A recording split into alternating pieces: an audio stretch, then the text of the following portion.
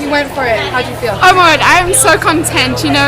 Going into this race, I knew that there were a lot of really good runners that were going to be on the line, and it was kind of going to be anyone's race. And I told myself, as long as I give it, 110%, that I would be happy. And that last K, unfortunately the girls were a little bit too far ahead of me, but I gave it everything. Like Nikki Hiltz would say, I gave life. So I'm happy. I'm really content. It looked really packed through 2 miles. Where did it start to kind of string out a little bit? When did Allie and you and Molly? About 3.5 Ks into the race, when we were coming back past the finish line, I could kind of feel it kind of like getting less dense behind me. But yeah, I mean, you're totally right. Everyone got out fast. Unfortunately, it sounds like my teammates kind of got pinned against the fence. We're on the far right, so they didn't really seem to get out and, kind of be able to swim upstream. They kind of got boxed in. But yeah, you're right. It was a crazy race. I mean, there was so many people around you all the time pushing and shoving. I got spiked a little bit. It was a crazy race, but wow, that was exciting. Who was the one pushing the pace?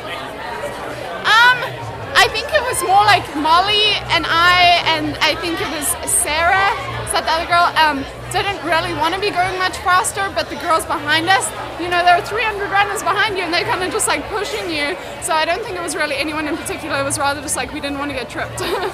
What was going through your mind there in that 4th K? I was in the gator up front there, so you had that uphill followed by the downhill. Yeah. Looked like you were working hard to stay in contact.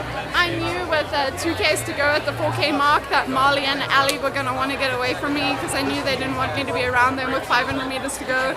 I heard my sister from South Africa, this is the first time she's seen me race in the US in the Arkansas gear, and she was shrieking. I knew it was her. And that just gave me that extra little firepower to be able to push through the last 2 Ks. Yesterday at the press conference, your coach said something about you becoming an American citizen. Is this always, or can you talk a little bit about that? Yeah, sure. So I'm getting married in a month to Cameron Eford. He's from Rogers, Arkansas, just down the road from Fayetteville. And yeah, we definitely want to stay in the States, stay training, in Fayetteville, Arkansas with Coach Hodder. And to do so, I need to become an American citizen because I won't have a U.S. visa anymore. I'm still unsure which country I'll represent, but the future is kind of exciting for Cameron and I. Have you started the process yet? No, unfortunately, only when we get married will I be able to do that.